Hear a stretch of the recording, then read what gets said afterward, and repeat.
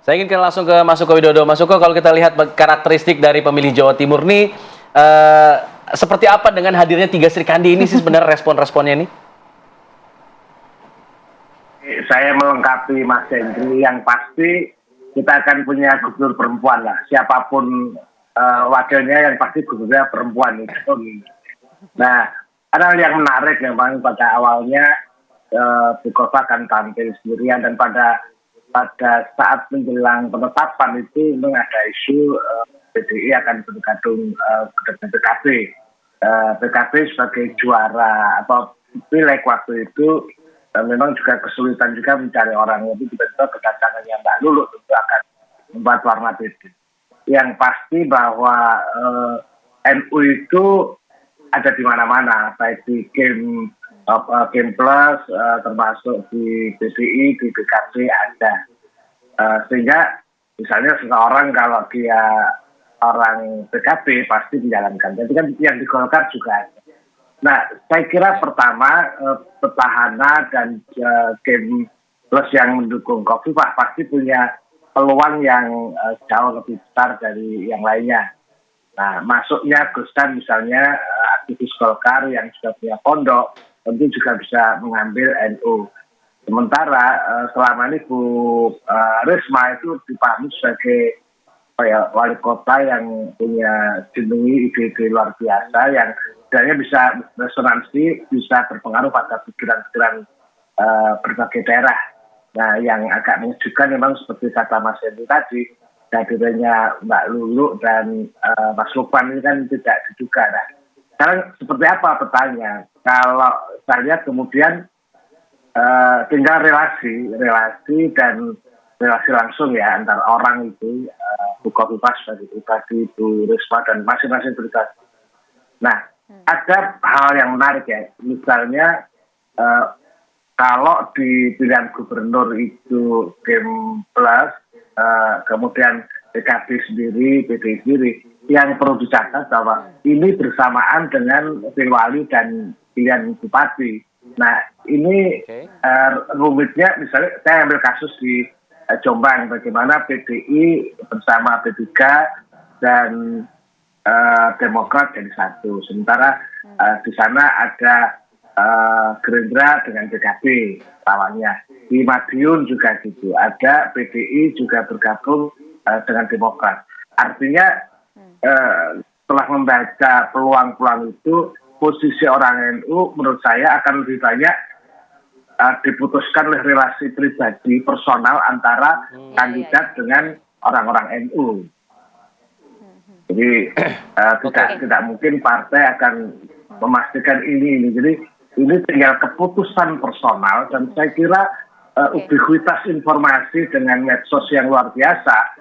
Ini siapa yang cenderung pada hubungan masing-masing kandidat dengan orang dan kelompok-kelompok. Karena kalau kiai pun juga macam-macam, kan ada yang di PKB, ada di NU, ada di Muslimat. Jadi menurut saya ini demokrasi yang menarik ya. Jadi ada keberadaan. Dan sejauh ini saya juga tidak lihat misalnya kelompok-kelompok yang mengklaim itu sejauh ini juga belum ada. Jadi sangat cair menurut saya.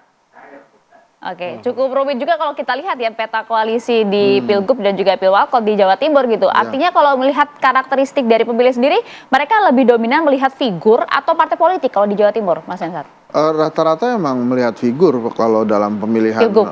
Ya semua pemilu itu figur itu masih menentukan. Baru kemudian mereka ngelihat partai politik kemana aja. Tadinya kan malah di Jawa Timur ini kita menilainya akan ada pertarungan antar mantan menteri sosial gitu ya. Jadi pertarungannya ini adalah siapa yang paling sosial gitu. Terus kemudian ada Mbak Lulu gitu. Jadi nggak jadi mantan menteri sosialnya. Jadi mulai menarik. Tapi tadi apa yang disampaikan oleh Prof. Suko tuh benar tuh. Jadi memang sekarang tergantung dari kedekatan pribadi. Cuma kadang ada beberapa wilayah yang pakai sistem noken, tergantung dari ulamanya. Itu Madura tuh mirip-mirip loh, mirip-mirip pakai noken tuh. Jadi kalau satu wilayah kiainya pilih siapa ya ikut semua. Dan itu ceruknya cukup besar ya Madura? Bukan cukup besar, sangat besar gitu. Nah itu yang menarik menurut saya. Nah sekarang tergantung dari bagaimana program-program yang ditawarkan juga.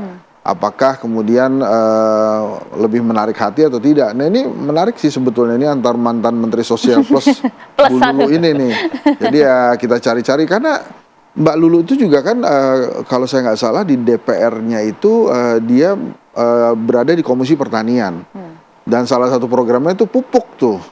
Jadi ya kita lihat juga apakah program-program pertaniannya Mbak Lulu tuh bisa masuk ke sana. Ini kan masih dikit lagi nih. Walaupun dia udah nggak jadi anggota DPR, pemilihannya 1 bulan kemudian ya, tapi minimal dalam masa kampanye yang akan dimulai tanggal 29 September kalau saya nggak salah, itu ada waktu lah untuk jalan-jalan sebagai anggota DPR. Oke, saya ingin kembali ke Mas Suko. Mas Suko, kalau tadi dikatakan ini kembali ke kedekatan personal antara kandidat dengan para pemilih. Nah, kalau dilihat dari sisi itu, artinya mereka hanya akan terpaku di tempat-tempat daerah yang mereka punya kedekatan personal saja dong. Bagaimana dengan peluang mereka untuk bisa meraih suara di tempat yang kedekatan personalnya belum terjalin nih? Itu problemnya. Kita ini punya 31-32 juta dengan wilayah yang sangat luas. Nah, secara kultural, Jawa Timur kan juga ada Madura, ada Osing di Banyuwangi, kemudian Padalungan, Tapal Kuda, karakter Arek, dan Mataraman. Masing-masing punya punya karakter yang beda. Tapi di masing-masing tempat itu pasti ada kiai, seperti kata Mas Hendri. Dia akan berpengaruh lingkungannya. Jadi saya bilang bahwa seberapa relasi, jadi pertama saya kira ditentukan oleh sosok dirinya. Dalam sosok diri saya kira Bu Khofifah punya peluang paling besar karena 5 tahun terakhir berada di tempat ini gitu loh. Sementara Mbak Lulu memang cukup terkenal terakhir, tapi kan masih di bawah. Jadi pesonanya Mbak Lulu kan masih terbatas di media sosial. Kecuali nanti, tapi punya PKB, punya partai yang sangat juara di Jawa Timur, sehingga kalau mesin bergerak maka akan cepat mengangkat. Sementara Bu Risma itu karena berada di metropolis ya, ibu kotanya Jawa Timur Surabaya, pernah menjadi yang dia punya magnet ya di dalam masyarakat perkotaan. Apakah nanti di desa itu berpengaruh? Tapi di sana juga ada banyak PP, banyak bupati dari PDI dan PKB di berbagai daerah itu. Tetapi Bu Khofifah punya Muslimat, punya Ikatan Alumni Erlangga, punya Fataya, dan selalu hadir di milenial ya. Itu saya lihat di digital presiden itu memang jauh sekali ya. Kalau riset di langsung itu cukup tinggi, tapi di digital presiden itu memang Bu Khofifah juga cukup tinggi. Nah, apakah dalam sebulan ini ada perubahan? Ya tergantung dari seberapa kuat beliau itu melakukan relasi dan komunikasi publik baik di darat maupun di maya. Baik. Ya, itu. Nah, menarik juga Mas Hensat kalau berbicara mengenai bagaimana nanti posisi Risma ini sendiri ya, karena kan tadi disebut terlalu metropolis gitu Mas. Kalau menurut Anda seperti apa? Nanti dijawabnya. Usai jeda ya, sesaat lagi. Udah tahu mau dipilih. Kita jeda dulu.